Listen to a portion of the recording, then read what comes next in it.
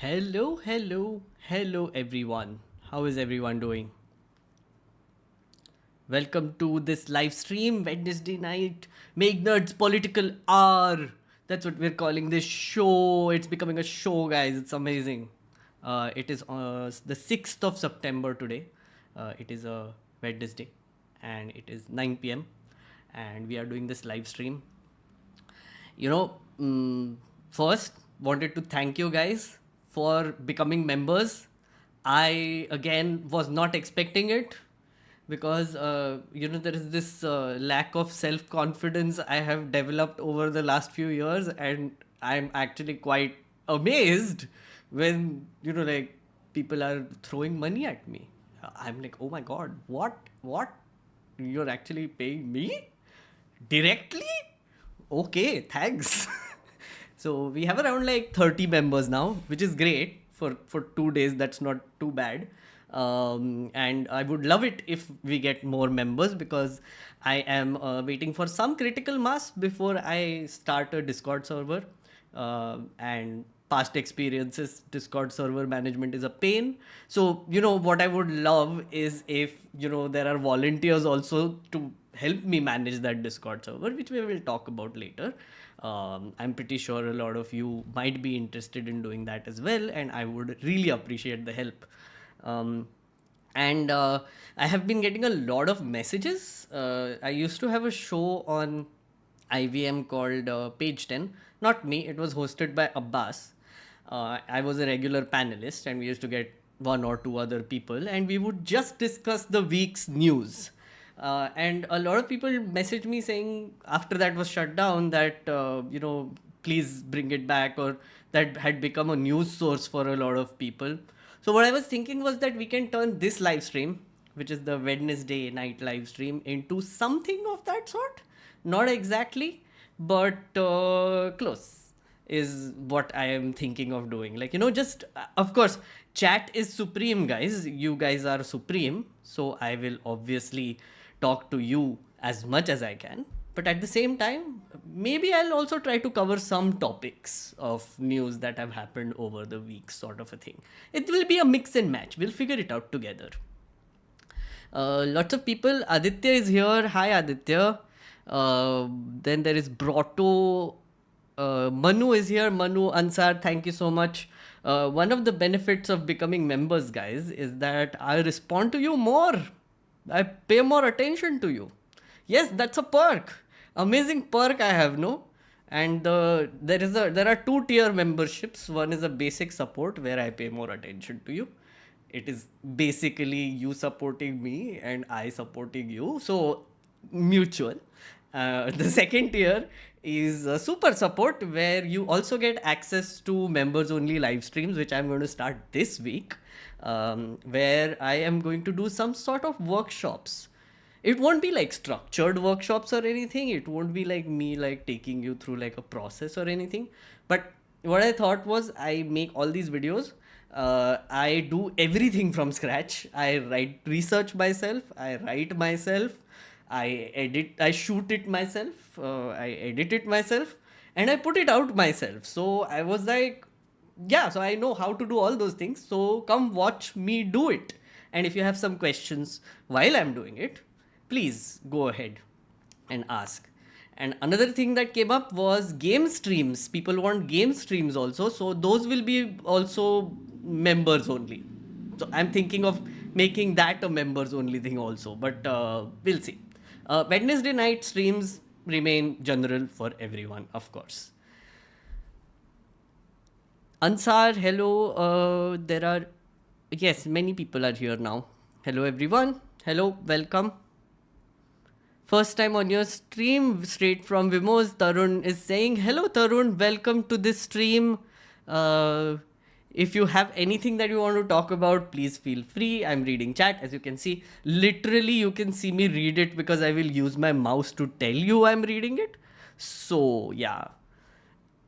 Amazing. OBS is amazing. Out of syllabus question, what car do you drive? Luca. I drive a Quid. A Renault Quid. It is now 4 years old, I think. I drive that car. It is very good. It has served me well. And I drive a lot. It's, I think, now touched around 22,000 kilometers or something, because I do a lot of long driving in and around Delhi. Manu is saying you are worth it. Thank you so much, Manu. My forever supporter, Manu. Thank you so much, and I really appreciate this. Mangalam, Shweta, hello, hi, everyone. Thank you so much for becoming members. Jose is saying exam hai, but ye bhi important. True, true. I will not disagree with that, Jose. Welcome. Wrestling Lyrics is saying hi and gave me a super chat. Thank you so much, Wrestling Lyrics. Hello back to you as well. Dhiru Bhai is here. Hello, hi. And this is a holy symbol. If you have noticed this in a bunch of places, it is from this Discord server I used to have a while ago. It was a cult that I had started. A very self-aware cult, because I was telling people, listen guys, this is a cult, please join, we are going to form a cult. It was a very self-aware cult that knew it was a cult, and it became a cult. So yeah, so then things went south, so it had to be shut down, but the link remains. The link was our official symbol. Dhiru Bhai, oh, thank you so much for the membership. Okay, I think we have about 100 people here, so we can start with our agenda for today. I know lots of chats. I will go back to them, but the agenda for today is manifold. As you must have seen from the title, we Bharat now. There's this India versus Bharat debate happening everywhere. It's very funny. Some of the things are just hilarious. We will talk a little about that. But there are other things that I thought we should also talk about, because at the end of the day, this Bharat India thing seems to be like one of those, in Marathi they say pillu sodla. They just drop these things so that we all like and start having opinions about it. But still, it's fun, so we will talk about it. Why not? Then I wanted to talk to you about the G20 Summit, actually, because I tried to find out what is the agenda. Apparently, there is no agenda, like literally, and I'll show you. And there are some very interesting things that have happened in the G20 Summit, and I'll take you through it a little bit, and I'll show you how ridiculous all those things are. There's Adani news, guys. There's Adani news. Yes, the Adani saga continues. We have this report coming from the Mint, which says that 6 out of 8 offshore funds, which were used for the share purchase of Adani firms, have been shut down. Like over time. 6 out of 8. That's a giant red flag, like just invest karo and shut it down. पैसा कहाँ से आया? Nobody can track. Amazing. Great. Then there is this funny thing which I wanted to show you, but that is related to the name thing, which I will show you today only. अभी बताता हूँ, अभी दिखाता हूँ वो तो, because I think it was very amusing things keep happening to me in life. Okay, so I said this, okay, how much more idiotic can this government get? Just when we are about to host a massive international conference, they throw in this random Bharat thing in the mix. Visiting G20 countries will be laughing at us. We have been turned into a country that is insecure about its own name. This is what I tweeted. And this is one response I got, which I found extremely amusing. If there is nothing in name, can I call you by any name? Yeah. So I responded, sure, but then nobody will know who you are talking about, right? अगर मतलब ठीक है तुम बोलो ना मुझे, मतलब वैसे भी people give me names all the time, right? Librandu एक मेरा नाम है, anti-Naxal is one of my names. No, anti-Naxal नहीं, no, urban Naxal. Sorry guys, sorry, गलत बोल दिया. Many names, like Khangresi. I used to be called Kongitard back in the day, in 2014, around that time. Then their vocabulary evolved to Congress.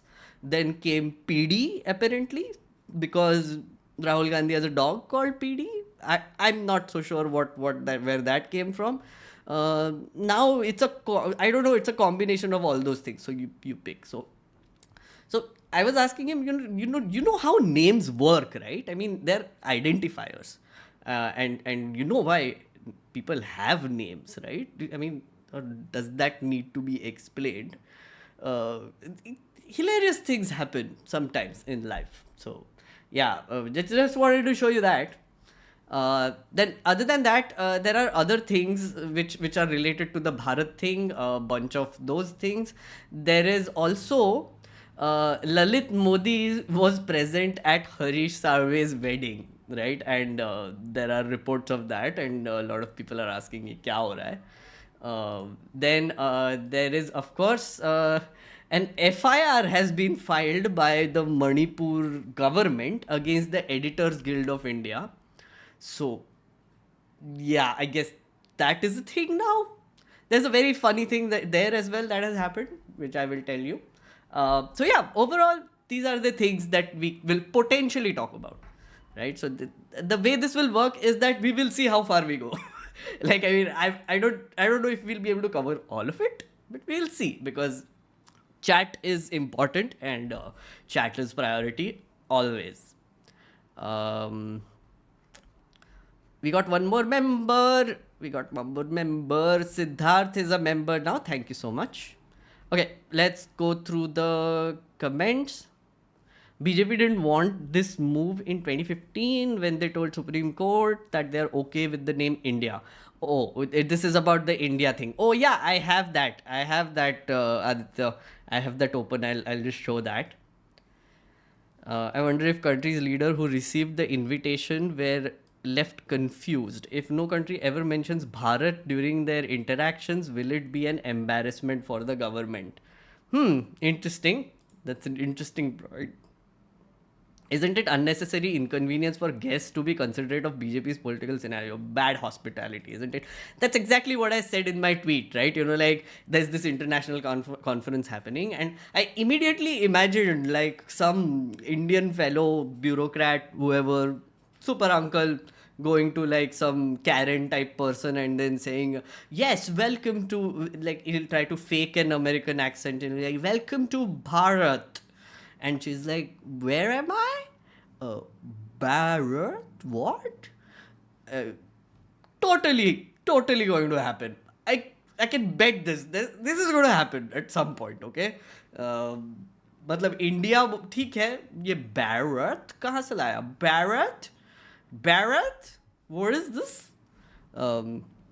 यार ये G20 के time तो नहीं करना था ना. Like, I mean, इतने लोग आएंगे, 19 countries से there are people coming. It is a important event, and during that only you create this confusion. It's just bizarre. I mean, I genuinely don't know what is happening anymore. There's this thing, where is it? Which I think Aditya also pointed out. I'm just going to show you that. Right. So, this is a report from 2015 November, which says country need not be called Bharat. Government tells Apex Court. This comes in a response to a PIL seeking a declaration that the republic be called Bharat for official and unofficial purposes by union and state governments. So what happened is that someone filed a PIL saying that India should be called Bharat, and the government, which is the Modi government, opposed it, saying this is completely unnecessary.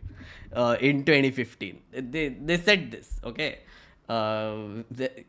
So they said, the center claimed there is no change in the circumstance to consider any change of Article 1 of the Constitution. Article 1 of the Constitution says India, that is Bharat, shall be a union of states. This is the only provision in the Constitution on how this country will be called for official and unofficial purposes. So BJP itself, back in 2015, has said this. But things have changed. You know what things have changed. We all know what things have changed. India Alliance, the I.N.D.I.A. ...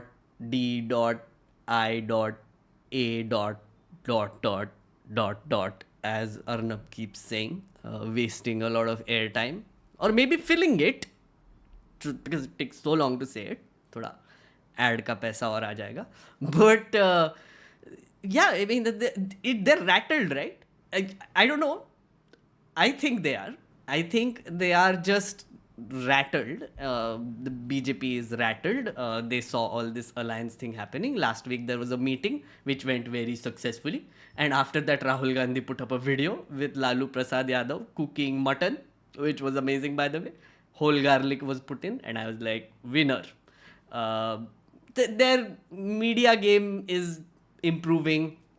Supriya Srinath, I have to say, amazing spokesperson. Every time she comes on TV, she's like this, like वो बोलते हैं ना, फेंकती है आवाज ऐसे, like she throws her voice so well and must, like I really like her. Very aggressive, amazing. There are people like that, so yeah. थोड़ा सा skip कर रहा हूँ.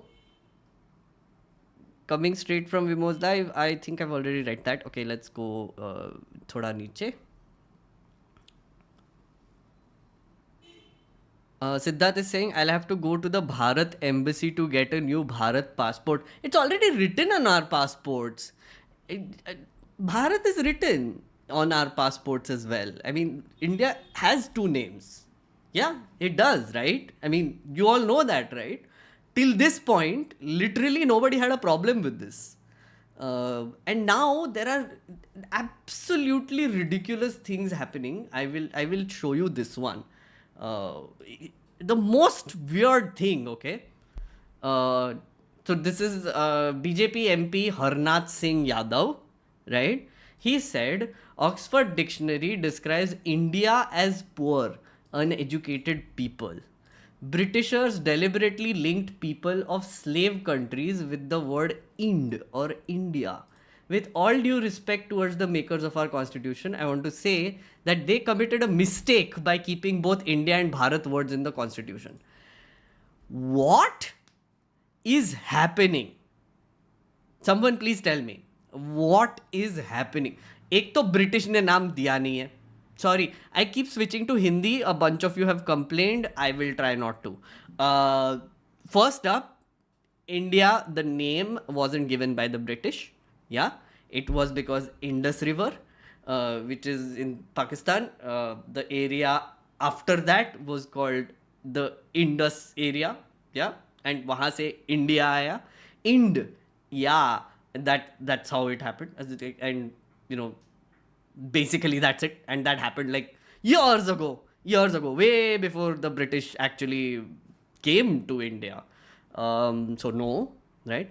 B, what Oxford Dictionary describes India as poor and uneducated people. I'm not, what? Okay, एक minute. एक तो Oxford Dictionary में sorry, does Oxford Dictionary have country names in it which they define? Sorry, I need to check this. I'm actually very curious. ये क्या, is this OED? Yeah, I think so. Let's see. India. Okay. India. Attributive, designating any of various products, especially textiles, made and associated with or imported from India as calico India cloth. That doesn't sound like what he said. Okay. I maybe he has a different dictionary. I guess that's what we have. That's where we are now. There are many people with the name Bharat, but why no one has a name India? There is this another thing. I think someone tweeted that in the south they call it Bharat with a th, Bharat, and will that be a problem then, or is it Bharat which is a problem, or what is it exactly? Someone reassure me that it won't really happen. Sorry, मेरा ये थोड़ा सा भाग गया मेरा आगे. someone reassure me that it won't really happen. My in domains. Oh yeah, someone said that I think BH is already taken by Bahrain or something, and dot in उसको change नहीं कर सकते. Guys, okay, this is not going to happen. Just putting it out there. ये Bharat India type जो ये कर रहे हैं अभी, I don't think they will be able to do it or do anything for that matter. If they do, it's absolutely ridiculous. Maximum, I'll tell you what they can do. Ek to you can't change the basic structure of the constitution, right? So can't just like edit it and change it. They can pass a resolution and order all offices, central offices, to use Bharat instead of India, right? In their official documents. That they can do. That's pretty harmless, and basically bureaucrats का तो वो थोड़ा सा problem हो जाएगा. They will be extremely frustrated. All of these things which is like IITs, IIMs, Indian Institute of Technology, Indian Institute of Management, all those things have brand value, just like our country has brand value. These institutions which have the name India in it also have brand value. They're just not going to toss it away ऐसे ही randomly. AIIMS को एकदम all Bharat और whatever नहीं कर देंगे. That won't happen. It's just too much of a hassle, and it is ridiculous to think that they'll do this. And even if they do this, even if the extreme scenario is where they will change the government institutes' names also, people won't say it that way. It's easy. People will still call it AIMS. People will still call it, I'm from IIT. It's a part of our lexicon now. It's a part of our language. There are certain things which have India in it. That are BCCI. BCCB, even if you do BCCB, and you're like, oh, did you see BCCI, BCCB president, new BCCB president has been announced. You're like, what is BCCB? I was like, BCCI? Yeah, oh, BCCI, right. IPL? Kya, BPL?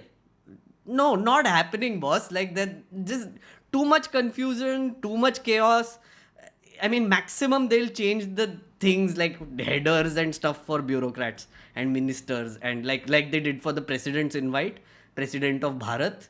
Yeah, that they can do. Karo, it's okay, whatever. Like, I mean, doesn't matter. Ansar is saying, Meghnerd suggests some books so that we can base our thoughts and arguments, so that we don't blabber what you guys say and have substance in us. Okay, but yeah, listen, Ansar, I know a lot of people ask me for book recommendations. I read a lot of fiction, boss. If you are interested in like a lot of fiction, I would tell you. I would actually recommend this one that I'm reading. Price of the Modi Years by Akar Patel. Again, it's a collection of reference links and whatever. Basically, it's a giant reference book, if you want to call it that way. I'm using it for the next video that I'm working on. I've already finished writing it. I will be shooting it tomorrow. 2-3 दिन edit करने के लगेंगे. So next week you will have a fun new video, and I'm starting a new gigantic series. And in the middle somewhere, I'm going to do a members live stream. Okay, so Ansar, you're already a member. If you're a super supporter, then please come on those live streams. I will talk to you about books, and I will tell you some more. Definitely. What do you think about Dhruv's opinion on Stalin controversy, where many agree with him, many abusing him by calling him Savarna liberal? I don't know what Dhruv's opinion on the Stalin controversy is, but if you want my opinion, I think what Udaynidhi said is fine.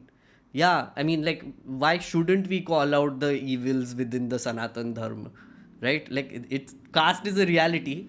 Calling it out and saying that it needs to be eradicated, I don't think there's a problem there, right? And like Priyank Khadge also supported him, and I get why, because he said a very legit logical statement.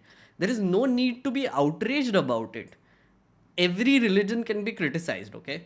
As Vimo actually said, like, I was watching his live stream, and this is what he said: every religion must be criticized. Yes, it should be. If there are wrong things in Islam, call them out. If there are wrong things in Hinduism, call them out. Sanatan Dharma, Christianity, whatever, call them out, right? And ask for reform. Sure, it might be your faith, but come on, man. Like, I mean, faiths can change, evolve with ideas, with times as well. Caste is a very outdated, evil concept. Do not fall for it. Do not fall for this garbage. What Udaynidhi said is correct. It should be abolished. We should all work towards caste annihilation, and we should do everything we can to, basically make sure that caste is annihilated, right? And if it is a part of the Sanatan Dharma, yes, it needs reform. I mean, yeah, that's basically it. I don't know what Dhruv's opinion is, honestly. I genuinely don't know. Of course, people will be offended, by the way, by this, oh, Sanatan Dharma, wo to usual hai na? Like, I mean, that is basically what happens now. Like, anything you point out about a religion that is wrong, someone is going to outrage. So, like, I mean, it is like par for the course, but that doesn't mean that someone saying logical things, someone saying actual things and asking for eradication of evil practices should be shut down. That makes sense. What he said makes sense. Just look at that statement and just be okay with it, right? I feel like we're smarter than this, guys. At least people who are in this stream, please, we are smarter than this. Let's not fall for this, like appeasement crap anywhere. We will look at it logically. We will see what the statement is and whether I feel it's correct or not. I don't know what you guys feel, but I feel like, yeah, sure. Yeah, what he said is correct. Meghnerd was Ravan's son. GCC is saying, oh, I don't know what happened here, but thank you. Yes, he was Ravan's son. Okay, Rath has a super chat for me. Thank you so much. If we are actually changing the name, I hope Pakistan will take the name India. Oh yeah, there was this one tweet, no? Wait, can I find it? Just a second, guys. I wanted to show you that as well. I forgot to put it on the roster. I create a roster now for you to enjoy and me to reach it quickly. Yes, this one. Let me show you. Right. So South Asia Index basically tweeted this. Pakistan may lay claim on the name India if India derecognizes it officially at UN level. Local media, which is Times Now, by the way, the local media that they are quoting. Times Now is the first one who I saw, like Gulcharre uda rahe, that type of situation. Did I use that correctly? I don't know. They just, like just sources say that this is going to happen, is what Times Now did, and created a lot of outrage. It further says nationalists in Pakistan have long argued that Pakistan has rights on the name as it refers to the Indus region. As I said earlier, based on the Indus River, the name is based on the Indus River, so Pakistan wants it. What? Again, not going to happen. That would be ridiculous. If it actually happens, I genuinely don't know what reality is anymore. I will lose it.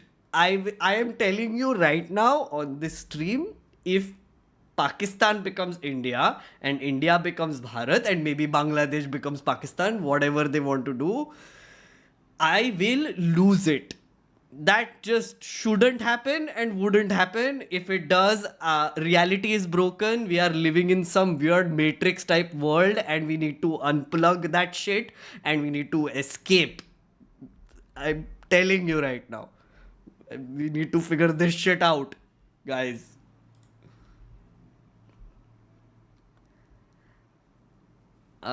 India has independence since 75 years, still a shithole country, and many contemporary countries, Japan, China, had even worse conditions than us, but they are now first world. We only change names. Yeah, sure, Varun. I get where you're coming from. Also, I mean, China, sure, comparable, maybe systems of government, other, other reasons for why we did not advance as fast as other countries. Again, many reasons. Japan, smaller country, also public attitude matters. Germany, after the war, was devastated, also advancing, smaller country. We have, here's the thing, guys. India is special. And I'm not saying it in a very Vishwaguru BJP style, okay? I'm just saying that India as a country, if you think about it, right? We are special by nature, right? Intense amount of people with differing belief systems, differing religions, differing languages, also geographies. That also matters. Like we have deserts, we have mountains, we have seas, we have forests, we have everything. Uh, so different cultures have evolved on this giant patch of land that we have. Um, Different food habits, different clothes, different everything, right? Before the British came, there were like different countries, you would call it. You know, there were different regions being controlled by different kings as well. Now we are this united giant nation with 1.4 billion people, most populated. Uh, there is chaos in this country. Chaos, if you step out, there is chaos. You go to school, there is chaos. Everywhere you go in India, there is chaos. We live with chaos. We are extremely chaotic people, right? And it is just in our nature, and that is why we are special.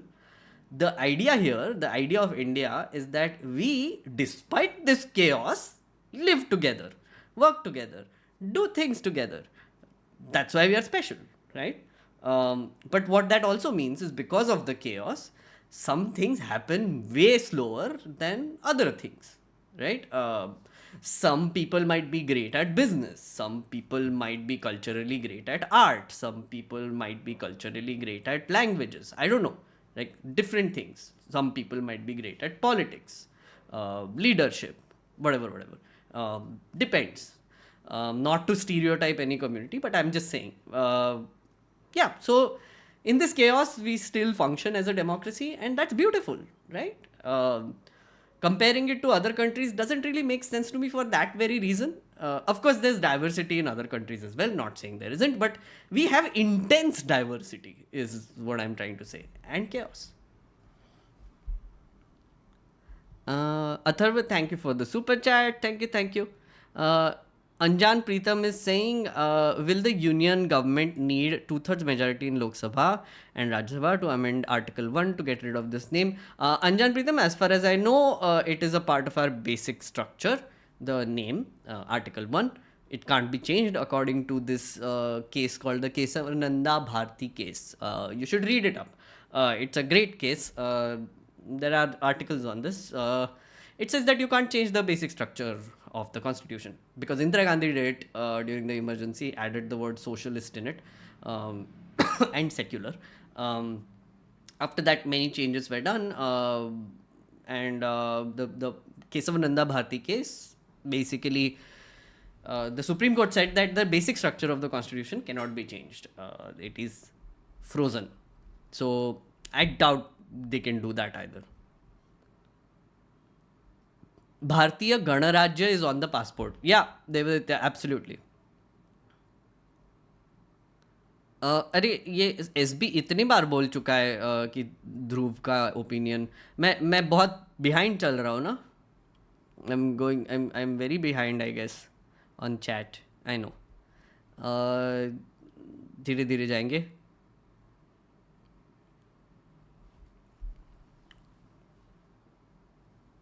BPL for IPL. Okay, so I think I know where I am when this chat happens now. Nairanjit is saying, no, Bharat versus Bharat is just a South Indian way of writing names in English. It's still pronounced like the T in Sita Gita. Oh, all right. Okay, I didn't know that, Nairanjit. Thank you so much for pointing that out. Meghnerd suggests some books. Again, Ansar, I already responded to you. Do you read fantasy? There's an author named Steven Erikson who I would highly recommend. Sure, man. I will check him out. Absolutely. Christopher Paolini is love. Yes, I also love him. I'm just going to go to members chats. Just like Elon Musk changed Twitter to X, but people still say tweets. Okay. There is a debate happening on casteism. Yes. I think this is based on my opinion that I gave on Udaynidi's statement. I'm just going to read some comments here. Achyut is saying Modi is deliberately courting one controversy after another, such as one nation, one election, UCC, and now Bharat or India, in order to divert attention from real issues such as Modani. Good segue. Thank you, Achyut. I am going to segue with this, okay? And I actually agree with you, guys. I don't know if it's just me or do you feel like this also. If I'm not wrong, September 2nd or September 1st was when the news first came out of that special session of Parliament. Since then, every day there has been some ridiculous debate after the other happening. I'm not sure what is going on. But one thing I have to say, I think I said it in the last stream also. It is extremely sad that you're calling, like, the government, the elected government is calling a special session of Parliament, which we have elected, and we are made to guess what is about to happen. Why are you calling a special session? Why? Just why? When you announce a special session, just give an agenda. Problem kya hai? Batao mujhe. Like, tell me, what is the simple problem here? Like, think about it, right? You know, like, government feels they have to call a special session for XYZ reason. When the Parliamentary Affairs Minister announces the special session, he says it is for XYZ reason. Simple. There's no reason why they can't add that XYZ reason. But they don't. They deliberately don't do that shit. Right? Because logically, it makes no sense otherwise. Right? What they want to do is they want to shock and awe. Right? They will come up with some harebrained plan. 17th to 22nd, I don't know what will happen. My guess is first day, lots of Modi, you're here. There'll be new parliament. They'll all be in the new parliament because the announcement was made by the Parliamentary Affairs Minister with a photo of both parliaments, which means he wants to, like, hint at, oh, we are going to new parliament now, lots of photo session going to happen now, or something of that nature, which is fine. That, I mean, like, that is just par for the course again, like, photo session to karna hi hai. Then they will probably talk about G20, right? What did we do in G20? Oh, we are Vishwaguru now. Amazing things have happened in G20. We'll tell you about that as well. And other than that, I feel like they might bring the IPC. I genuinely think that is one real possibility, that the IPC, the 3 laws that they introduced in the last session, which has been sent to a committee, I feel like they'll ramrod that through. Very real possibility. These are the real possibilities I can think of what will happen in the special session. Unless they come up with something even weirder. I don't think one nation, one election is going to happen. They just form the committee. They will need, even if they don't want to, they will have to talk about it. They will have to do 1,000 things around it. वो नहीं होने वाला है. This Bharat thing, I don't think they can do that. It's not allowed only. Maybe they'll pass a resolution or whatever. But other than that, I don't think anything is going to happen. But since that announcement was made, right, as Achyut correctly pointed out, one day it's one nation, one election. Then next day it's Bharat or India, right? Some UCC will come in the middle, something will happen. It's just all speculation. We are literally a country running on speculation right now, and that is extremely dangerous and tragic. I really want to emphasize on this part, and I think it's an absolute shit show. Yep. Speaking of Modani, let's go to Modani. Okay, friends and family, whoever is from family, I don't know if family watches. So this is the report that was published in Mint, but I don't have membership, guys. Poor. So Wire has, like done like what it does. It basically gave us like a gist of what it is. It says 6 out of 8 offshore funds used for share purchases in Adani firms shut down amid probe. Right. So, I hope you guys by now are familiar with the Adani story. If not, please chat. I will essentially, if you are not familiar with it, I will give you like a gist of it. I'm looking at chat if you want it. But this story says that 6 out of 8 Bermuda and Mauritius based public funds that were alleged to have been used by individuals connected to the Adani Group to purchase shares of the conglomerate's listed companies have been closed down, right? They've given like, which are the ones? The two men, Nasser Ali Shaban Ali and Chang Chung Ling, these two names came up. They had spent years trading hundreds of millions of dollars worth Adani Group stock. This is based on the earlier reports, right? So chat is saying give a gist. Chat is saying give a gist. Okay, I will give a gist, friends. Friends, I will gist you. So the Adani story in simple words is this. Based on all the reports that recently came out. Okay, so there is an earlier report, which was the Hindenburg report. I've read the report. Then there was a follow-up report, then an Adani response. I've read that as well. Now these reports also I've read. Based on all of that, I'm going to give you a gist. Gist le lo. Problem is that our rules say that out of 100 shares, 75 shares in a company can be held by the promoter, owner, whoever it is, right? You call it owner, right? So the owner of the company itself, when it's a publicly traded company, 75 shares can be with the owner. But 25 shares out of those hundreds have to legally be offered to the public, right? So if you want me to go even more basic, I will tell you, publicly listed companies, they issue shares. Essentially what it means is that whoever is buying the share is a owner, part owner in that company. That is the basic idea of a share, right? So 25% of ownership of any publicly listed company has to come from the public, right? It's basically to avoid stock manipulation, right? Because the idea is that if 75% plus is owned by the same promoter, they can hold the shares, they can not sell it, and which will drive up the price, right? Which is demand and supply rules, right?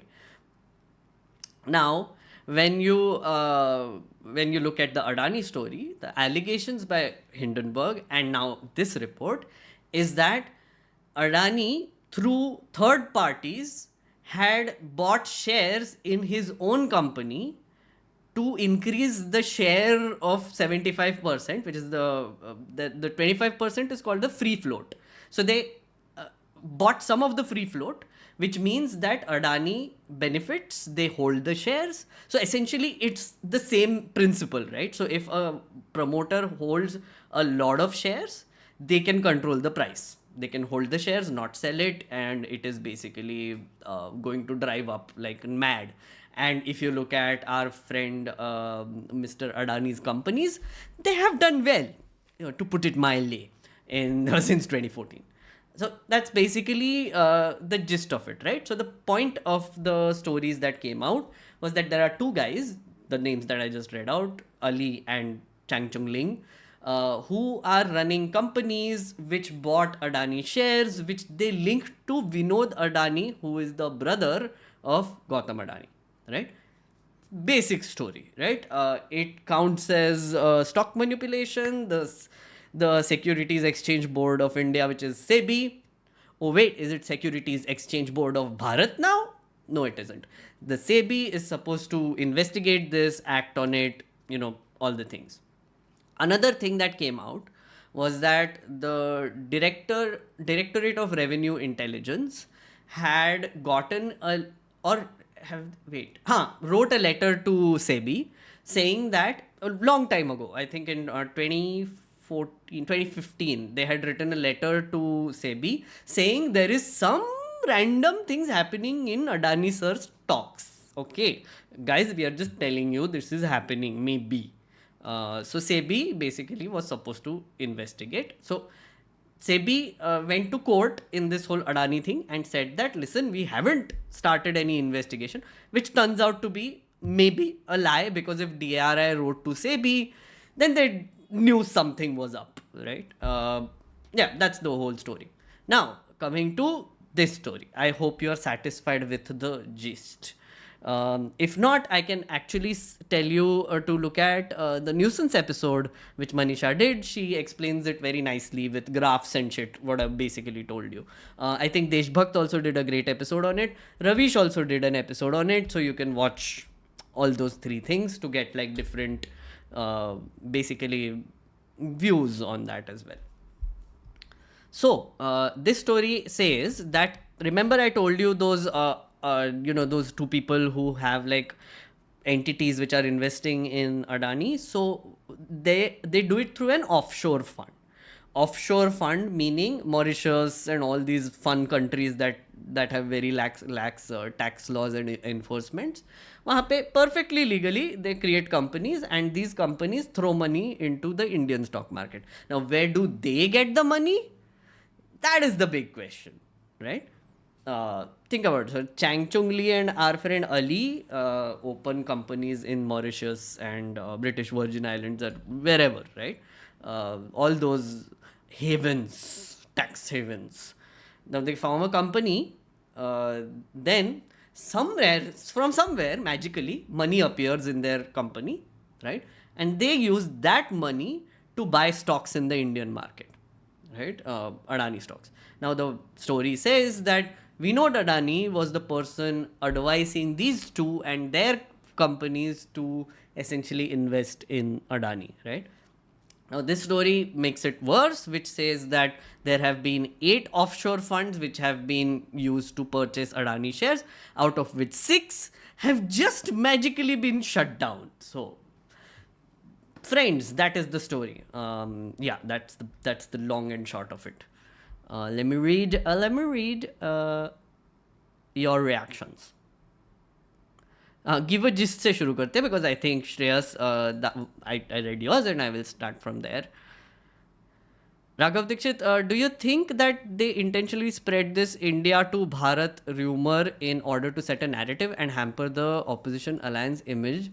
So the Bharat thing, Raghav, I think, as I said earlier, they are definitely rattled by this whole India name. I think they are just trying to distance themselves, take the power away from the name, whatever you want to call it, right? So it's obvious why this is happening. It's no secret. As I said earlier, I showed that report also earlier. You can go back and see. The BJP government itself in Supreme Court said that there is no need to change the name back in 2015, right? And as Aditya also pointed out earlier in 2004, when Mulayam Singh actually proposed this, BJP was opposing that as well. So they said that we don't need to change it. So, Devaditya, hi. I think the Adani scam will soon reach the heights of Enron scam. I will gist you sounds so wrong. True. I said that, right?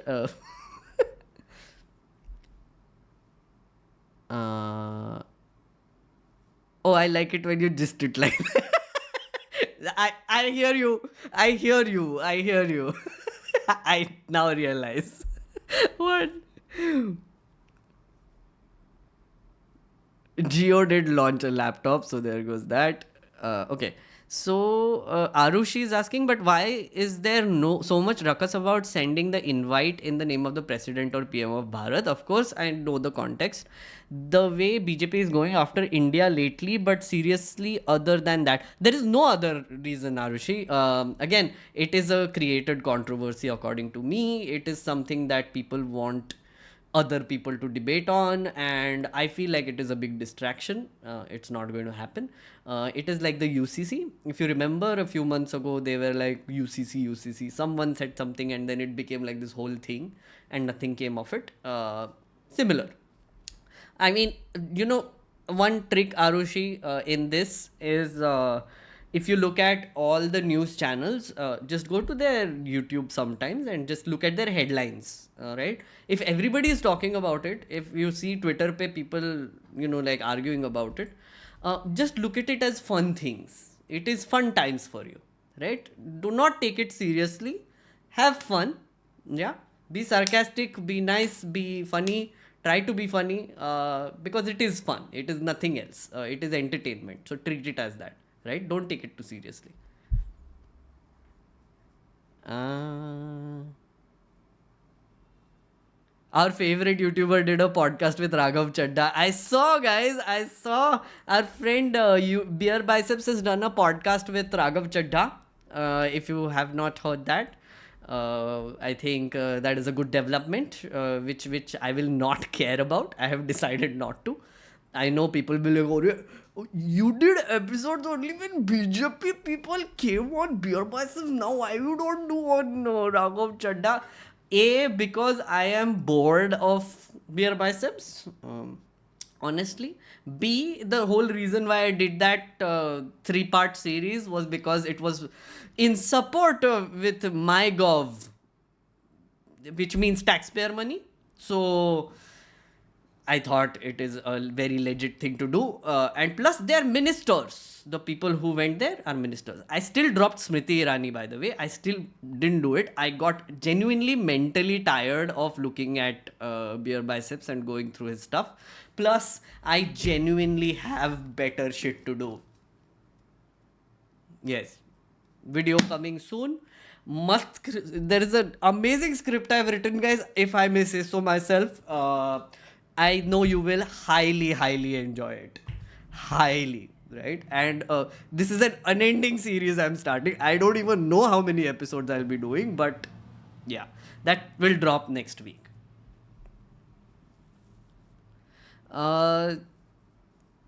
Siddharth is saying, so essentially he's being Adani, I think. So essentially Adani is being awarded government contracts and takes his money out of India, essentially funneling the money out of circulation from India, thereby driving up scarcity in the country, paying him. Siddharth, very valid theory. I have similar theory. Okay, I am not going to mention. Okay, this is where we stop talking about Adani. Note this. This is where we talking about Adani, right? This point in time. Forward is where we are talking about imaginary businessman. Let's call him Binness Sir. Okay, so Binness Sir.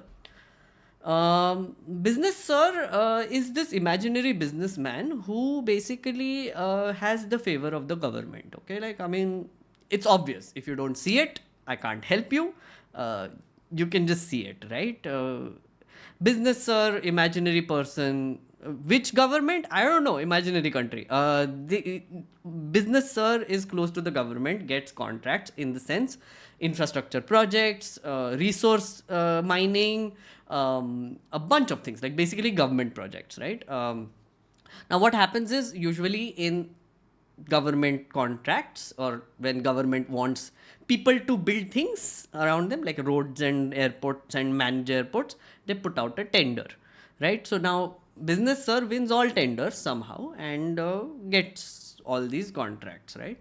Now, the thing is, why? Are there no other companies run by other businesses which cannot run this? There have been reports, again, in an imaginary country, which say that Binness Sir does not have the expertise to run airports. Binness Sir doesn't have the expertise to do a lot of things, but still somehow Binness Sir gets the contracts. What happens in this imaginary world is that Binness Sir might also be taking that money and giving money to the political party which is running the government. Again, which party? Don't ask me. Imaginary party. Imaginary party gets money through electoral bonds. So you cannot trace the connection between Binness Sir getting contract, right, and Binness Sir getting money from government for said contract, and Binness Sir making a nice little electoral bond, and the electoral bond going from there to the party which is in government. This whole cycle cannot be established because the electoral bond part is completely and utterly opaque. There is no way to know who is donating to which party through electoral bonds, right? And in crores, they're giving it like bhar bhar ke paisa de rahe, right? BJP is the richest party right now. They have collectively they have more money than everybody else combined. Now the thing is, in this imaginary world, what you would assume is that the business sir gives money to party and business sir gets contracts. I have a different theory. Business sir gets contracts. Business sir essentially has like these contracts which they take like a tiny amount from the contract, which is government funded contracts, and then they electoral bonds they give to BJP, and that a little bit of chunks of it goes somewhere else in other countries, right, for round tripping purposes. Now, round tripping is where this money will be sent to another country, then another country, then another country through one offshore account to the other offshore account where tax laws are lax. Maybe 10,000 accounts will come together and finally they will end up in one account. It's a web, right? There are actually people who you can hire to do this. Then finally they come to like some random individuals who form like a company in imaginary tax haven, and then that money comes back to the share market. That is an imaginary cycle that I'm telling you about. That is my theory. Again, as I said, till that point of time, I was talking about Adani. After that, I don't know who I'm talking about.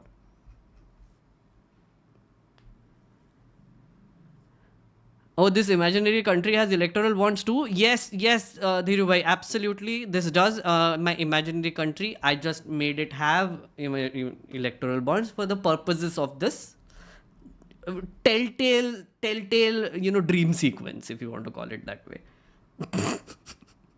Guys, मैंने अभी YouTube शुरू किया है, 1 महीना हुआ. Like literally a month has happened since I did YouTube. Okay, started YouTube seriously.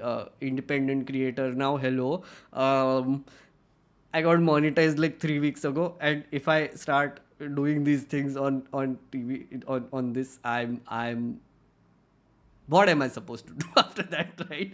So we will use tricks. I will talk about this, but we will use tricks. Akar Patel is an absolute gem. I agree wholeheartedly. Arushi, okay. Udhayanidhi Stalin said that it should be eradicated. Sure, I mean, it's ridiculous to book him considering the context, but don't you think the statement can't be supported? Thoda responsible hona. No, Arushi. I think like what he said is correct. You know, the thing is, I know a lot of people are criticizing Udhayanidhi because, why are you giving talking points to BJP? Yeah. Why are you giving talking points to BJP? They will raise this and they will use it as an electoral issue. No, man. Stop thinking like that. Yeah, like if something is wrong, just call it out.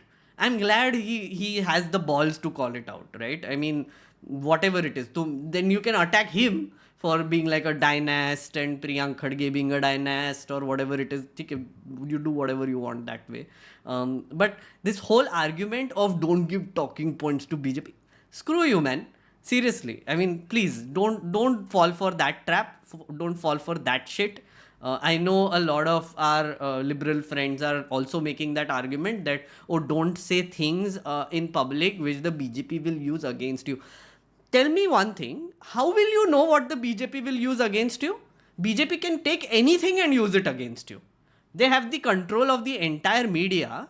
If they want to vilify you, if they want to screw you over, they will find something to vilify you. Zubair is a big example of that. They picked up a 2018 tweet of a movie which had this satire scene of something. They filed an FIR on him, created a campaign first, FIR on him, and sent him to jail.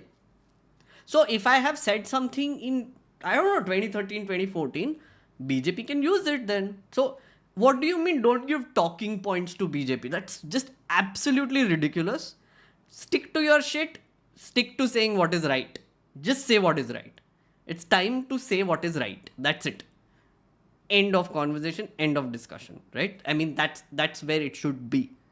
If something has to be called out, it has to be called out.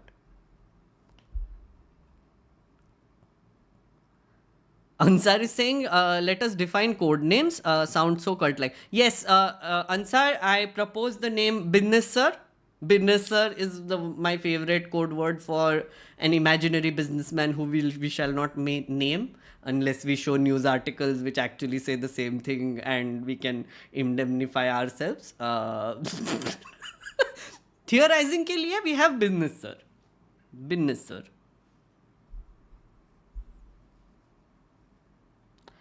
You're speaking as if you started OnlyFans instead of YouTube. I don't know what OnlyFans is like. Guys, do I sound like an OnlyFans person? And is that bad? I don't know. I mean, I'm confused. Is it bad or is it okay? By the way, you missed a question about this Adani thing by me from earlier. Dhiru Bhai is saying, electoral bonds one? No, earlier. Okay. Too early or what? Oh. But the accounts didn't all close down magically in one go, but at different times over a number of years. Why is this news now rather than earlier this year or even before that? Very valid point, Dhirubhai. Oh, so guys, I think this is a very valid point that Dhirubhai has made.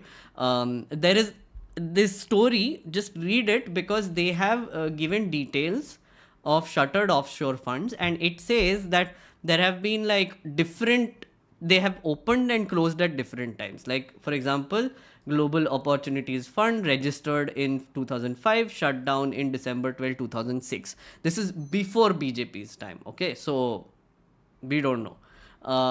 There are things like these, which is Mid-East Ocean Trade and Investment Private Limited. It was set up in September 2011 and it was closed in August last year. So the opening and closing of these funds is over a long period of times, right? Very valid point, Dhirubhai. Should have mentioned that. Why is the news coming out right now? Honestly, I don't know. But I genuinely don't know.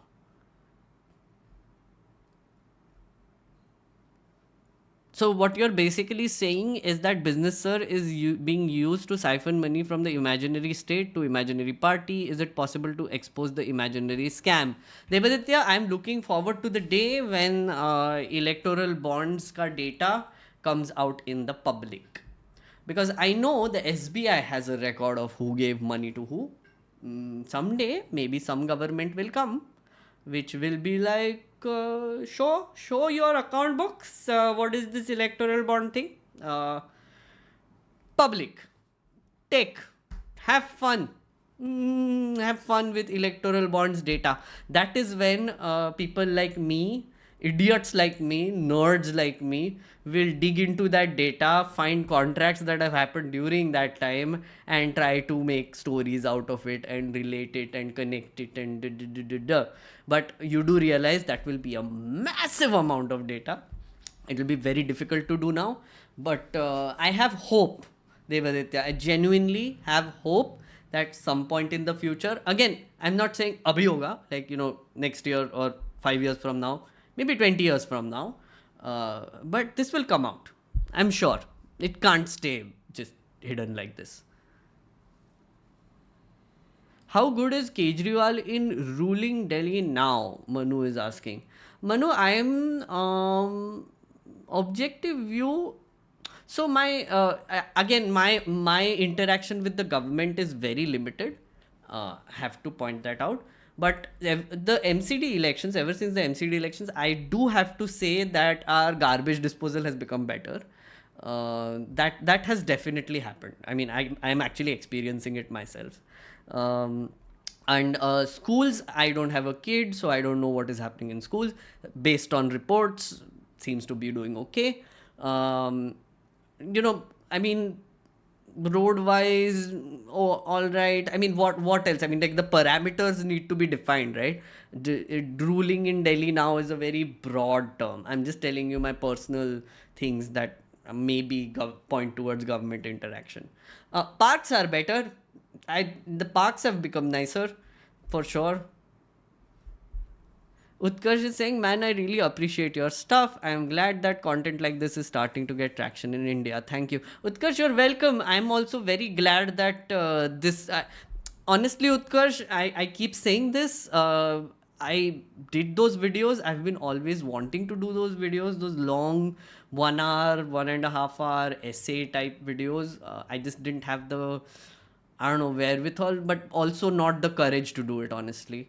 Because the thing is that there is conventional wisdom in my industry, the media industry especially, which is you have to do certain things in a certain way, is the belief, which is, thumbnails have to look a certain way, the duration of the video has to be a certain way, best practices need to be looked at, look at successful channels and try to copy their format. That happens a lot in media. So even if your content might stand out, your format will pretty much be the same, right? You will see that. I mean, you know what I mean. So breaking format is a scary thing, and it is always going to be a scary thing for me. Like, I mean, some events have happened in the last 2 months which sort of pushed me towards this, and I'm glad, because I learned editing myself. I learned DaVinci Resolve, and now I'm editing all of my videos. I am shooting them myself. I'm writing them as I want it. I have complete creative control over it. I have complete ownership of it. It's very freeing. It's actually a great feeling. I just didn't know if it will work. And I'm really happy, guys. I mean, like, whoever is here today, to really thankful for you that you have actually raised my hopes in this format. Yeah, man. I mean, yeah, that's about it. So I'm really happy as well that there are people who are actually interested in this, because this is the kind of content I genuinely watch on YouTube all the time. Long format deep dives. So that's what it is.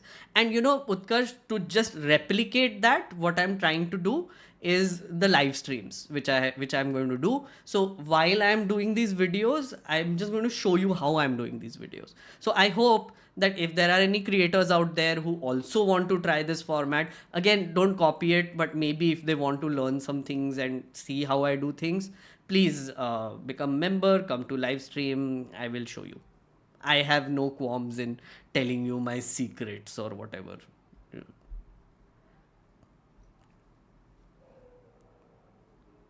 Oh, Noel and OA, thank you so much for becoming members. Super support. Thank you so much, guys. Varun, no. I'm not going to say this also. So,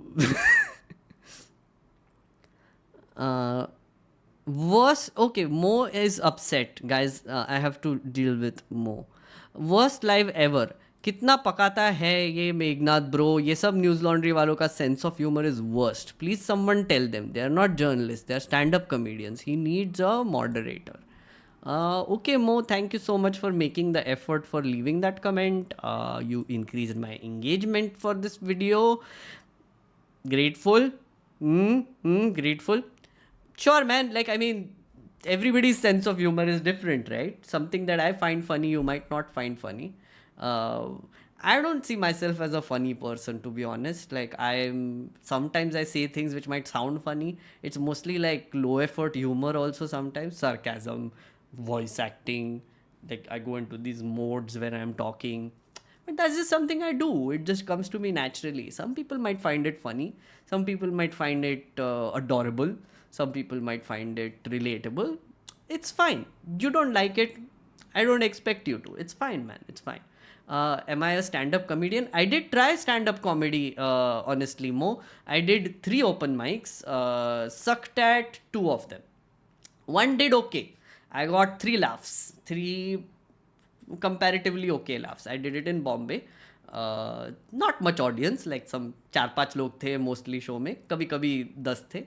It's okay. I don't claim to be a stand-up comedian. I did try. I might try again. It's a fun thing to do. Go on stage and tank and get people to boo you. It just shows you how terrible you are. It's nice. Anyway, news laundry वालों का sense of humour is worst. अब news laundry वालों का I mean generalise नहीं करते. मेरा sense of humour you think is worst. Cool. They are journalists, not stand-up comedians. Is what he's saying. Yeah, I'm not a journalist at this moment. I'm a YouTuber, commentator, streamer. I don't know, long-form content evangelist, if you want to call it. Not a journalist. I'm going to give full opinions right now to you if you want them. Beach में if you think I'm not funny, whatever. Um. Illuminati, you're doing great, nothing to worry about. It's fine, dude. Like, I mean, I'm okay with reading those comments. It's fine. I can Twitter पे तो आते ही रहते. Sorry, Hindi again. Twitter, I keep getting these on Twitter. It's fine. It's fine. It's nice to respond, no? Like in person with my full attention and emotion. They also feel seen. Like this Mo, whoever he was. Poor fellow, he might be, might be wanting attention, which I gave him. Might be happy, might be angrier. But anyway, got validation, which is fine. I'm okay with that. Modi just responded to Stalin's statement. Hope that was the case during the Manipur issue. Okay.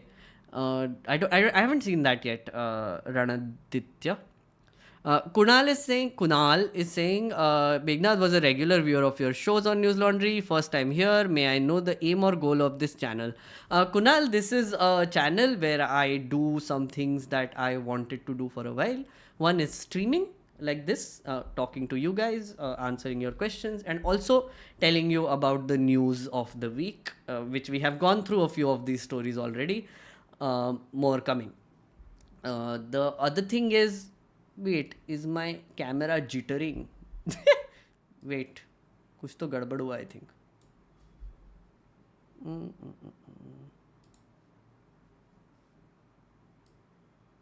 Weird, my camera is jittery. Oh yeah, it is jittery. I can see that on stream now. On this side there is jittery Meghnerd. On this side there isn't. Weird, very weird. Wait. No, still jittery.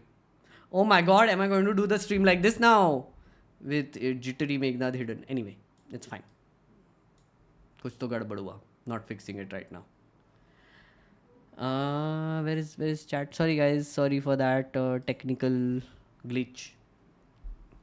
Yeah, so the point of this channel is that, plus I'm going to do long form essay content, which is, you must have seen my 3 videos on beer biceps, which I did. Please do watch them if you haven't. So that's the aim of this channel, nothing else. Just going to thoda sa, if I can change the angle a little bit, maybe that's better. Yeah, okay. Just that my face is closer. Anyway, going forward. Don't worry, Meghnerd, as long as as parents fund me, I will continue to buy your... Thanks, Ansar. I don't know if I can ask this, but how do you earn, like just YouTube? Arushi, at this point of time, yes. Just YouTube. That's the idea. Just want to try and make this sustainable. I'm just going to use my savings for a while and see how long it lasts and whether this can become a thing. If it doesn't, it doesn't. But I'm very eager to try it out for at least another 6 months. At least till the next elections is what I was aiming for. I have some savings till then. Otherwise, trying to make this sustainable is going to be a challenge. But very excited. Let's try this. Let's see.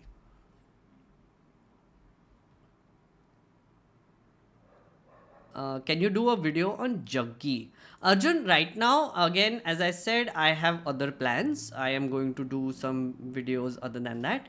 My expertise is technically on government. It is on policy and it is on current affairs. So I'm going to stick to that a little bit. to be honest, like when I did this beer bicep series, I did it for a few reasons, which I have explained earlier. One, it was an experiment.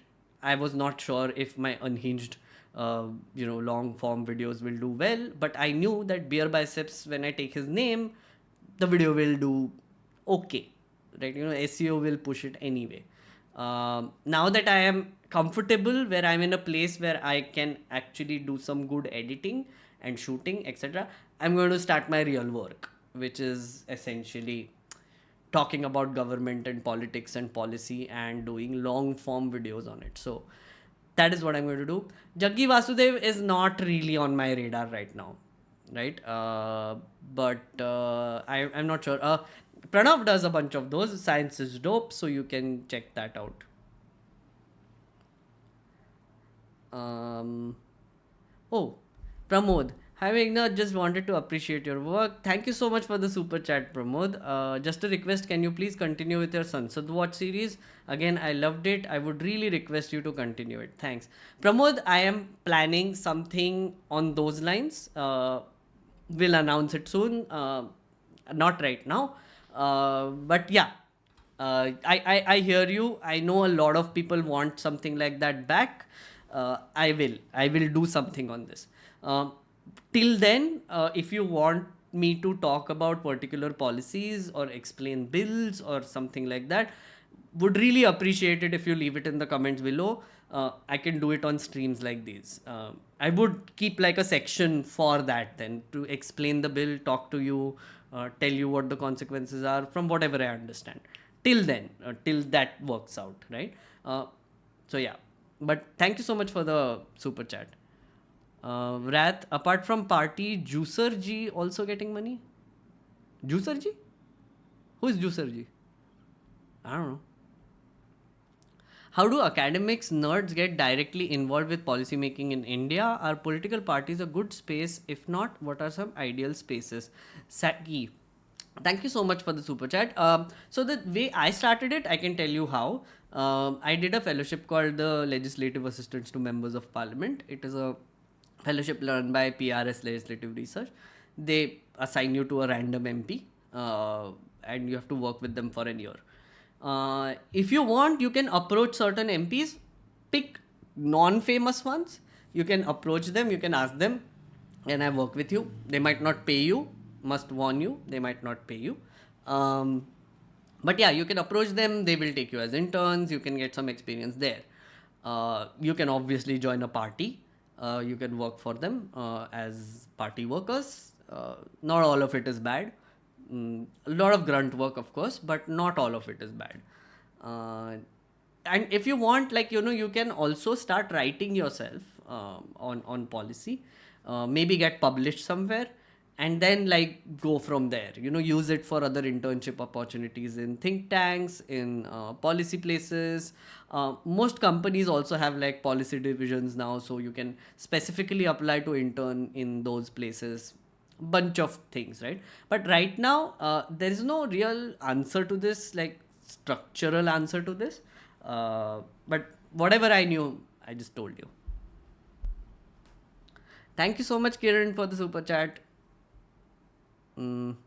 Suggest some reading material until next time, like on politics and all. Ansar, I said no, like read the Price of Modi Years if you want. How about a live stream of this special session? Ants is saying, listen, Ants, one of the things that I saw, I was streaming the Republic Day parade that day, and it got a copyright strike. And then, like, I think I was doing a stream on the moon thing, and I actually played a clip of Modi ji doing a call with someone, and Prasar Bharati filed a copyright strike on me. Not a strike, they want a claim. So all the money that video is making is going to Prasar Bharati now. I don't understand how Prasar Bharati is sending me like copyright claims. So I'm not sure if I can live stream that special session. But what I'll do is I will tell you what happens. I'll tell you what happened. Or if we are live streaming it, I will have to turn the volume down completely and then do some of those shenanigans. Devaditya suggest you can experiment with a long stream on 17th, like a Sansad's Watch, a long party. You can use the time to explain how Indian Parliament works. That's a great idea, Devaditya. I think that's actually a very good idea. Let me think about this. Let me just plan it properly. I'll do a longish stream on the 17th. Okay, if I can do this, I will do it like like a longish stream on the 17th, but also other days. So because it's a 5-day session, some events are about to happen. So even if not during the sessions, maybe later in the night, I can do some streams. That's actually a great idea.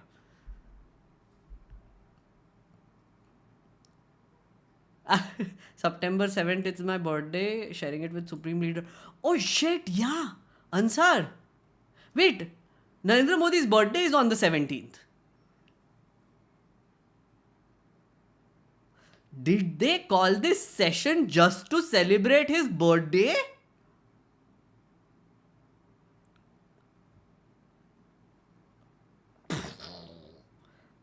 Gifting the parliament to the prime minister on his birthday. Man, that's why there's no agenda. Oh man. Okay, that makes complete sense then. Yeah. Yeah. Complete sense. Man, Ansar, thank you for that. It's also it's a Sunday. Oh yeah. It's a Sunday. Man, that's crazy, no? That's crazy. Holy shit. Sorry, I'm just trying to process this a little bit. Cake cutting ceremony. Crowning Adani as the king on his birthday. Birthday part in parliament. I wrote this comment 60 minutes ago. Sorry, there was I missed it. Holy shit, that blew my mind a little bit. Oh my god, is this what this was all about? Really? Really? Is this what it was all about? Oh, sorry. Oh, oof. Okay, sorry. That moment when you realize the world is your stage. Rishabh, thank you so much for the super chat. Mystery solved, actually. Okay, guys, before we go, greatly missed you on NL, but great to see you here, Rishabh. Thank you so much. I'm glad, I'm glad you're here as well. Guys, okay, before we go, I wanted to cover one more story, if you don't mind. This is an important story. Actually, two. What do you want? Do you want me to talk about G20 or do you want me to talk about Manipur? Pick, guys. G20 or Manipur? Chat, let me know. I will pick either of those. Why don't you make content in Hindi? In much easier to grow in Hindi than English in India. SB, no, I don't want to do actively content in Hindi because I can't write in Hindi. All the scripts that I write are in English, and my language, like my flow of thought, is better in English. So I will do it in English. Hindi is just not my thing. And I can talk in Hindi and all, but I can't write scripts and do videos in Hindi, right? So that's why my language issue. I mean, sure, you will say that, like easier to grow in Hindi and all. I know that, but I don't want to do it. It's fine. I mean, whatever little community I can form with English, it's okay. It just needs to be sustainable. Okay, so let's see. Responses are in. G20, Manipur, both. Manipur, G20. Okay, equal till now. Manipur, both. Manipur, G20. Bharatro ho gaya, Rishabh. I did it already. Manipur, both. Manipur. More Manipur. Yeah, more Manipur. Okay. If I have time, I'll do the other one also. But Manipur first. Okay. Agreed. So guys, there is this story which I wanted to bring your attention to. Ignore that jittery part on the side, guys. मेरा camera थोड़ा malfunction हो गया है. That's why it was so zoomed in. If you see here, this thing, that's me jittering. I don't know why that happened, but okay. Uh, oh, that looks so weird though. Sorry. Anyway.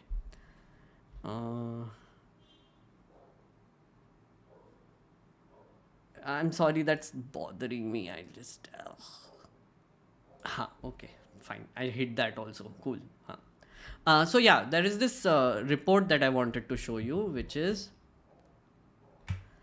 police has filed an FIR against the Editors Guild of India, right? The Editors Guild, criminalizing journalism again.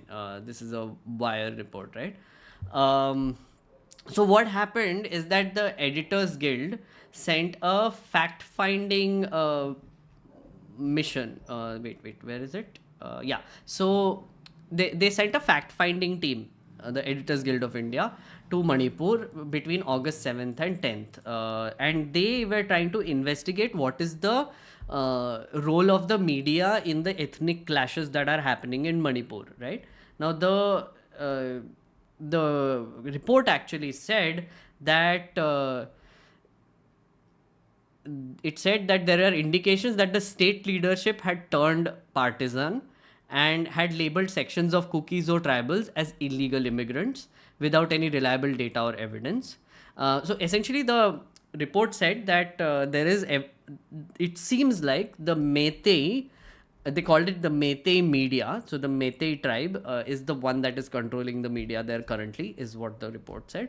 And they have been, provoking these tensions as well, is what the report said, the Editors Guild report said. So as a reaction to that, the Manipur government, Manipur cops, filed an FIR against the Editors Guild of India. But that's one story. I mean, they have filed an FIR against the army also. So, I mean, of course, they're going nuts there, the government. If you saw, they held a special session, I think 2 weeks ago, which lasted 11 minutes. They mentioned Chandrayaan, but they didn't mention the clashes happening in their very state. Kuki MLAs were not able to attend the session because they said there is a threat to life. So that is the situation in that state. Pure anarchy.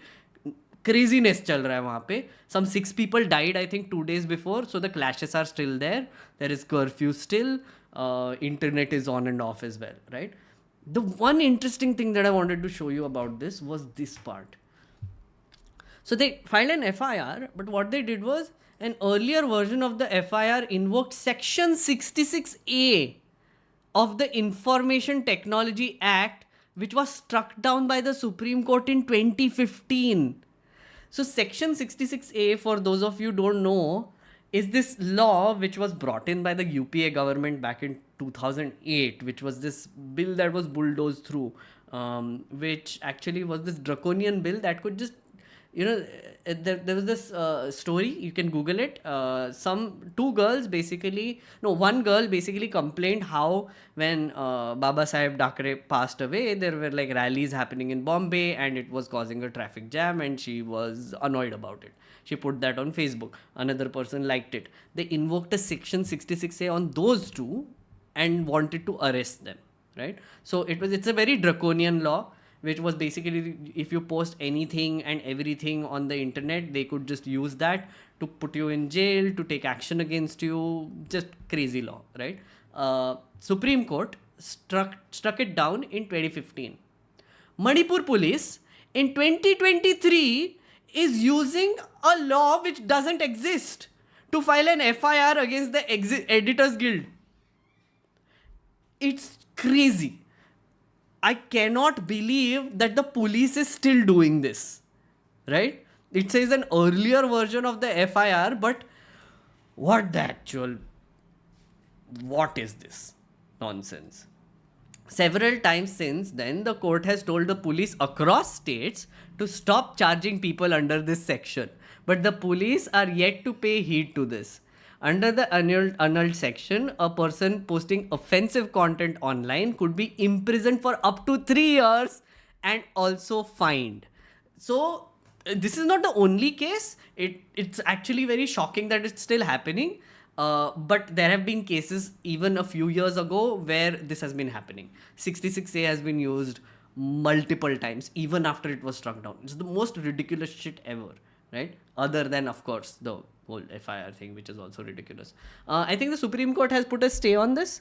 They have given anticipatory bail to the people who were named in this. So that should be resolved just by the Supreme Court.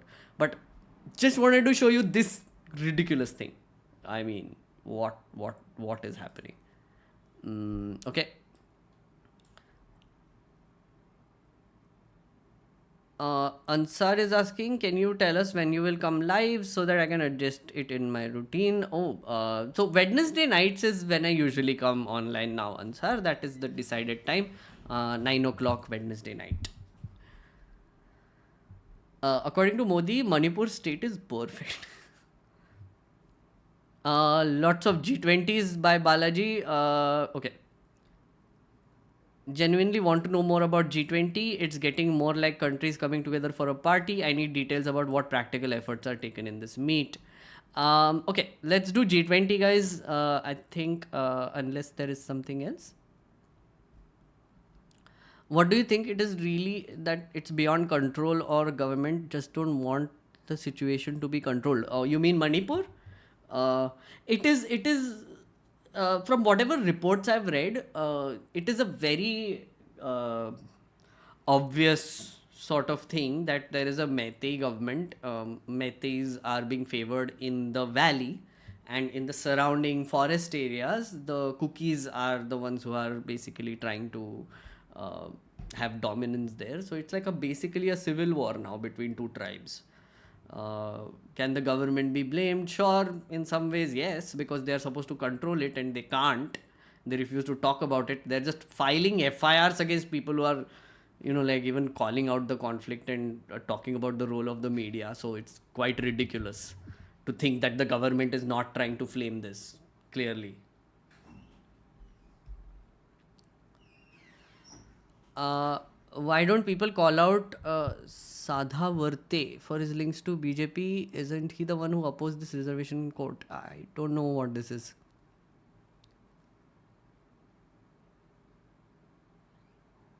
Can you tell us why you left IBM? Is it because of Cyrus height shaming you? No, it's not.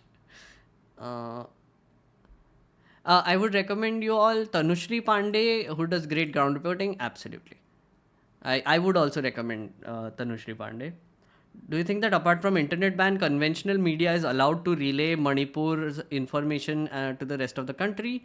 I mean, I don't see news from Kashmir like earlier. So it's also a thing about TRP. So the thing is, channels assume that they won't get TRP if they show this kind of news, and audience assumes that this is what the news channels are going to show us. So it's like a self-serving cycle in a way, where both of them are just like whatever. But also, like, lack of interest in Manipur is one reason, of course. Like some independent media like Print has done great reporting from there. News Laundry has sent reporters and done reporting from there. There are a bunch of media channels, digital media, who are actually doing the reporting. They are the ones who are actually talking about these things. The mainstream media se tum ummeed chhod do. Don't bother with them, right? Just forget TV, forget newspapers, just focus on digital media. At least, like for the people who are here currently, don't bother. It's just annoying. G20, okay. Chota Don has a question. I'll answer that in a bit. But okay, G20. Just wanted to show you this quickly. There's this report which is what is on the agenda and what has happened at the meetings so far. Is a good report. You should read it in the Indian Express. It was published today, September 6th, in the afternoon sometime. Okay. So, first things first. What will happen in the G20? What is the agenda? No concrete agenda is mentioned at the outset of G20 summits. But based on the theme this year, Vasudhaiva Kutumbakam, one earth, one family, one future, India has put the focus on sustainability as a core issue, right? So, what happens, okay, in G20 summits or summits like this, even BRICS and whatever, so what happens is that a bunch of countries, their leadership, their bureaucracy, they come together, they make some very, how will I put it, some very vague statements like sustainability karenge. We will worry about climate change. We will fight poverty. We will address global challenges together. And they do try to do something called consensus building, right? So, for example, let's look at one of them, and that's where the fun part is. What has happened at this year's G20 meeting so far? Throughout the year, meetings are taking place in various cities of host countries on a range of sectors. So, health, tourism, finance, and so on, right? So, there are different meetings that have happened in the last year in different cities, in different themes, right? And this report has a bunch of them, right? Where what happened in those themes as well, in those meetings as well. So, as of last month, India's G20 Sherpa, Amitabh Kant, said 185 meetings, including 13 ministerial level meetings, have happened so far. Okay. 12 outcome documents and other deliverables have been adopted with consensus, but no joint communiques have been adopted. So, here's the thing. When you want to make a declarative statement as a collective, all the countries have to agree with one communique, which can be put out in the public. Point number A, B, C, D, E, F, G. I agree with A, B, C. I do not agree with whatever else, but I do agree with this. So that's consensus building, right? And again, these are all vague statements. Okay, they're all, don't read too much into it. It's just basically our country is thinking about it. Think of it as that sort of a thing. The G20 says that we will put this together. So now we are all together thinking about it. That's it. Okay. So G20 is a consensus building thing. Okay. It's a signaling exercise about which countries are together in which block. It is also a power play. Now, the finance ministers ka meeting, of course, they basically had the meeting, first meeting of G20 in Bangalore, right, under the India's presidency. It stopped short of issuing a communique. It released instead a chair's summary and outcome document after Russia and China opposed the paragraphs condemning Russia's war on Ukraine. Now, this is the interesting part, right? Russia and China opposed the paragraphs condemning Russia's war in Ukraine. You know how many times that happens? All the time. Tourism Ministry, right? 4 days, Goa, China didn't send representation, final outcome,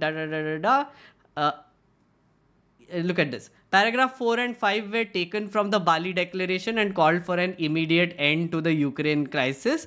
However, they did not agree to this, right? Then there is another one, Environment and Climate Ministers meeting, right? कहाँ गया? इसमें general agreement दिख रहा है. Okay. Health Ministers meeting. In August meeting in Gandhinagar, there was consensus on setting up research and manufacturing network for vaccines, therapeutics, diagnostics. Again, I said vague statements, right? But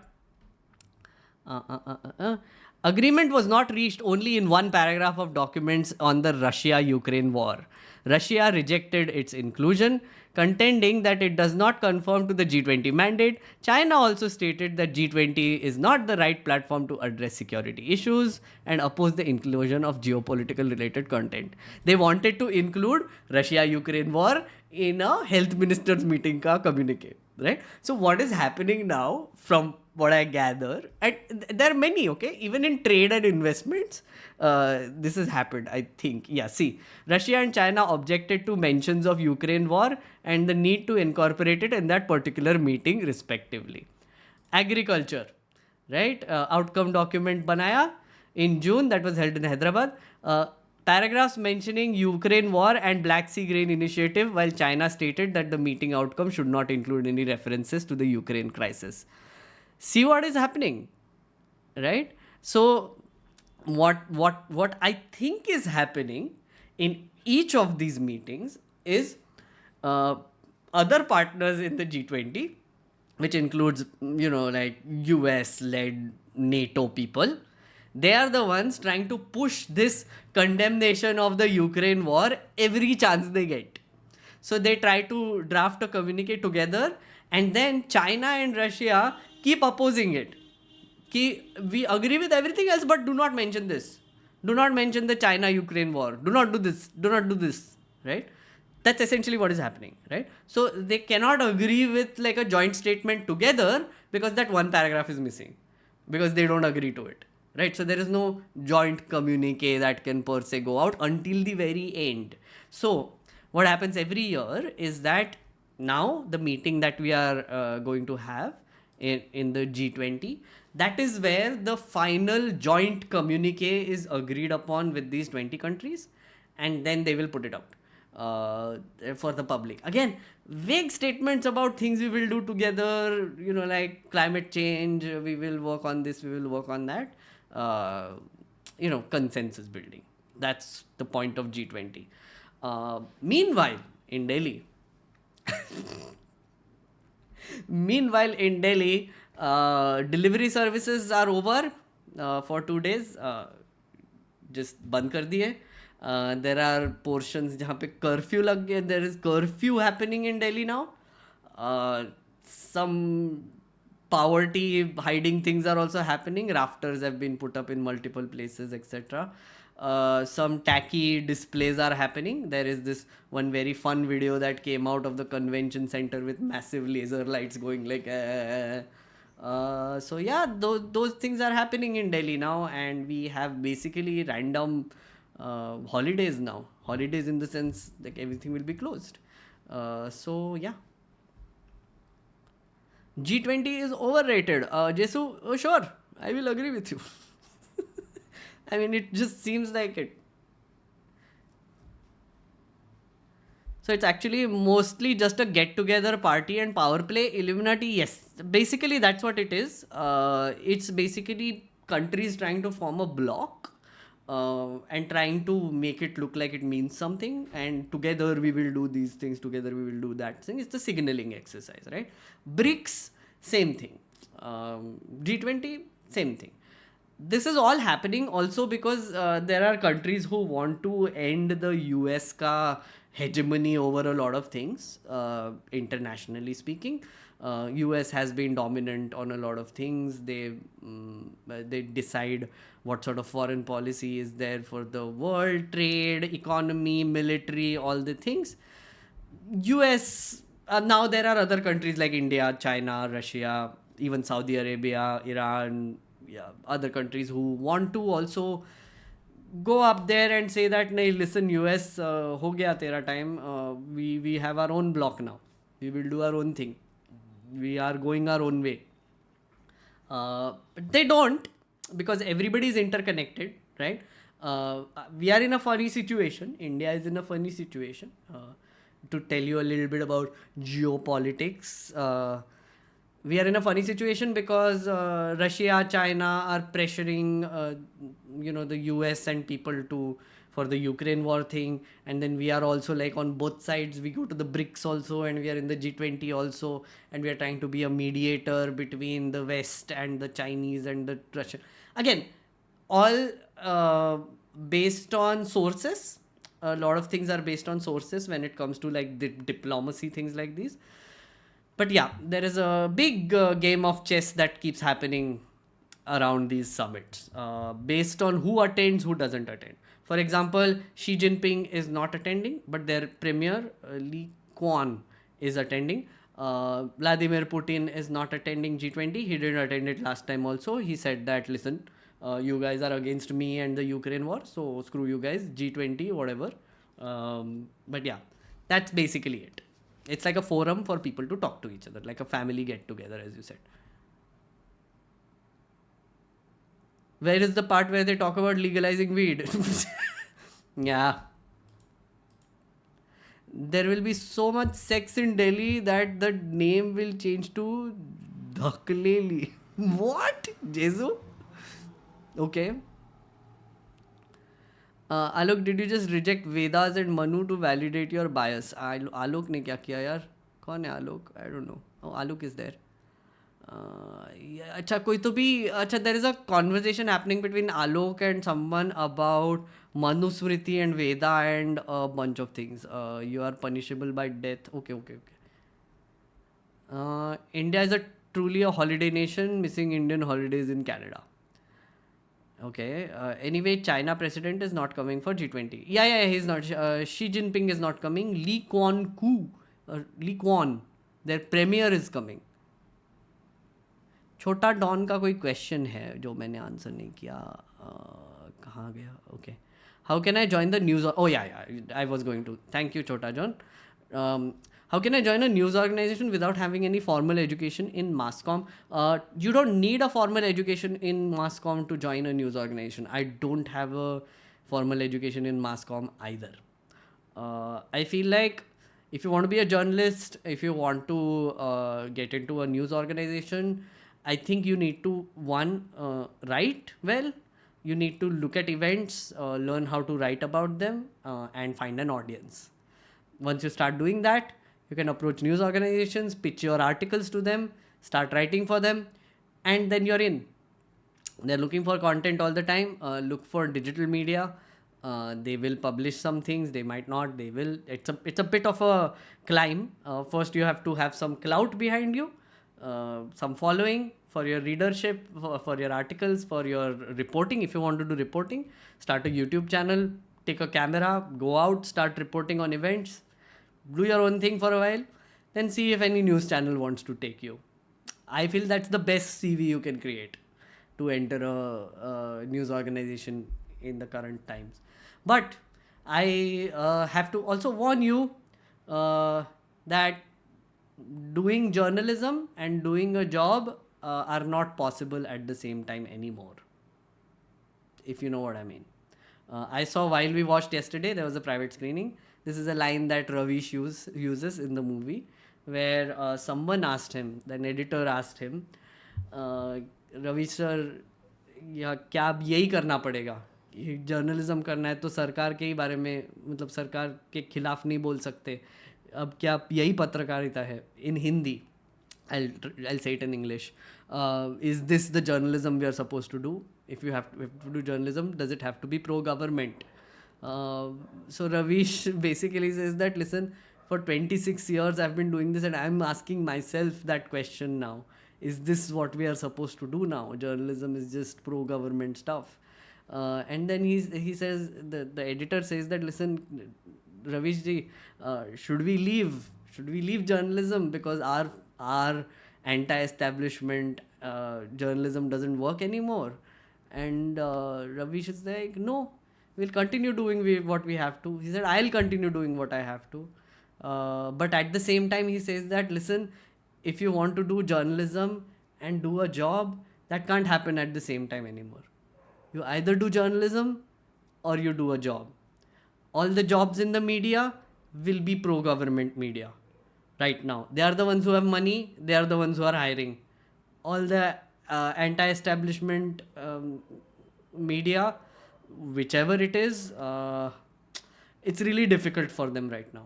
They don't have money. They can't hire people. So if you want to do journalism, honestly, right now, do it yourself. That's essentially what I'm doing. I can speak because I've started my own YouTube channel and I'm doing it myself.